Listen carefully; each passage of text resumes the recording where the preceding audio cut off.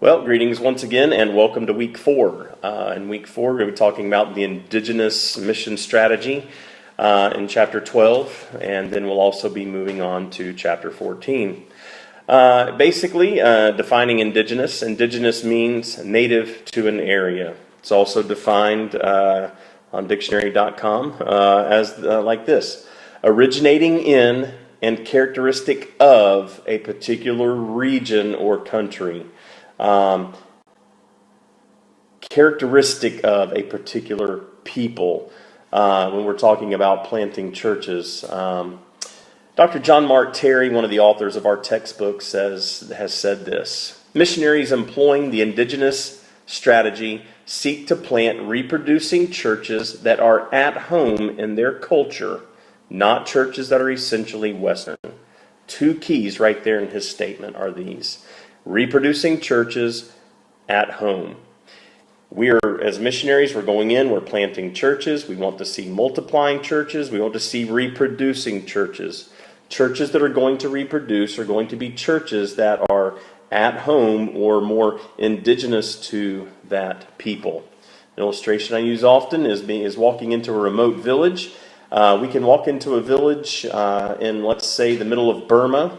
This has happened. Walk into a remote village in the middle of Burma, desert sands, palm trees, thatched roof houses, huts, bamboo huts, and in the middle of the village there is a church. But the church will be a rectangular building, concrete, 2 big wooden doors on the front. Walk into that church, you're in a rectangular sanctuary with wooden pews, a wooden pulpit, a choir loft behind the pulpit. On this side of the platform over here, you might have a board that says last week's attendance and last week's offering. On this side, you'll have the list of hymns that we will be singing today. That is not indigenous to Middle Burma. That is indigenous to 1960 in Alabama, perhaps. And that is the opposite of indigeneity in missions. By no means native. We're looking to plant churches that are characteristic of, that reflect the culture in which we are planting. All proponents of indigenous missions refer to Paul's missionary strategy.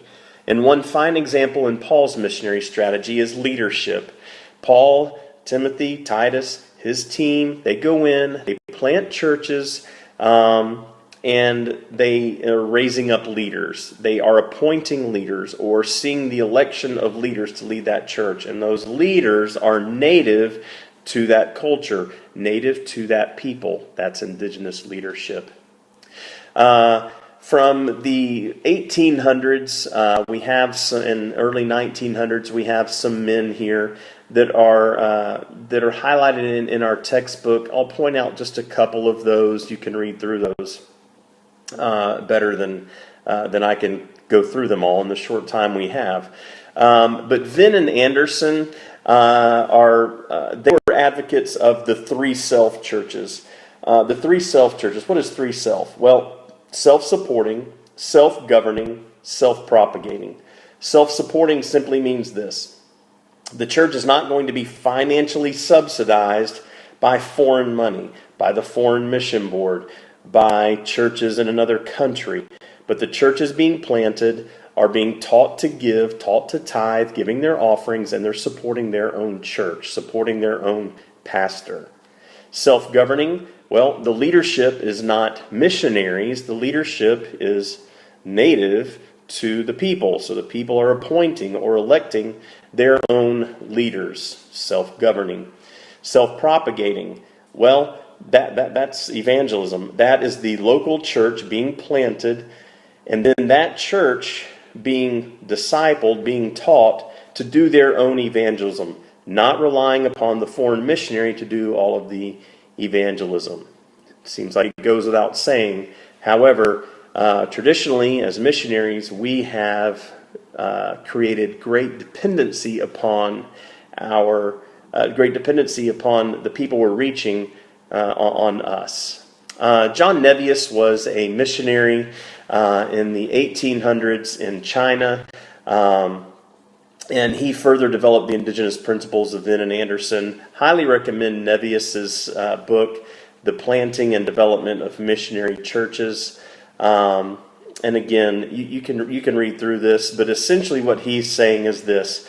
As missionaries, we should be starting churches, establishing structures, developing institutions, whatever it is, whether it's seminaries, churches, leadership, ministry programs, that are going to be able to be supported by and reproduced by the people among which we are working and where we are planting. Roland Allen was another missionary in China in the early 1900s. Highly recommend his two books for your further reading. Missionary Methods, St. Paul's or Ours, and The Spontaneous Expansion of the Church. And again, Roland Allen was looking at a lot of the some of the traditional missionary practices in China, where all of the work was heavily dependent on missionaries. And he began to develop strategies, the indigenous approach that followed the pattern of Paul, whereby the missionaries are not creating dependency upon the missionaries, but turning over and empowering and equipping the locals to do their own work. What does that mean for us today? And this is where I want us to land for the rest of the time. And this is on page 108 and following in chapter 12. But in establishing indigenous churches, we should remember these principles. We need to have envision, planting churches with our desired goal in mind. What is it we want to see? As a strategy coordinator on the mission field among an unreached people group, my desire is to see my people group reached through church planting, through the multiplication and reproducing of churches. That is best going to be done when I am empowering and equipping and raising up local leaders to carry out that work. We have to look at cultural traits versus biblical doctrine.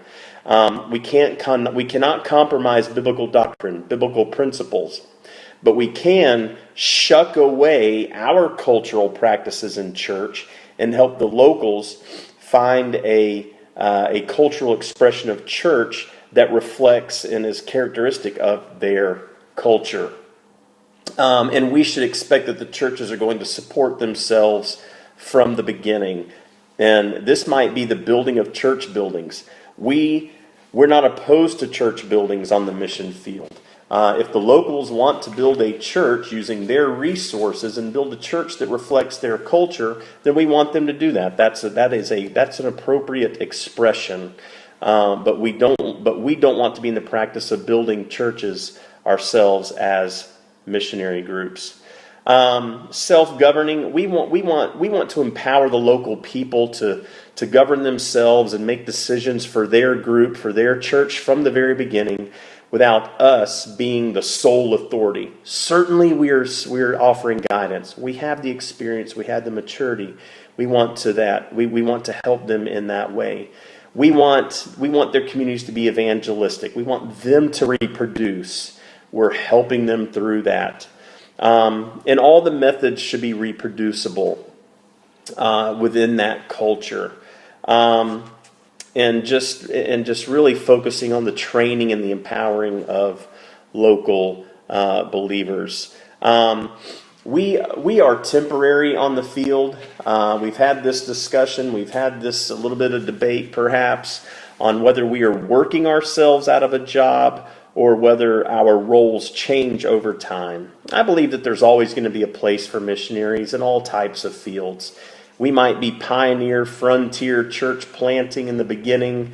Through the maturity of a movement, we end up more in a guiding, encouraging, training manner. But we're no longer patriarchal. We are brothers in Christ, sister churches working together in partnership. And we want, and the bottom line is this, we want the local churches, the local leaders, the local believers to be empowered to make their own decisions, develop their own cultural expression of church, because then and only then Will the movement be sustainable and reproducing when it's not dependent upon us, but is native to their culture and to their location?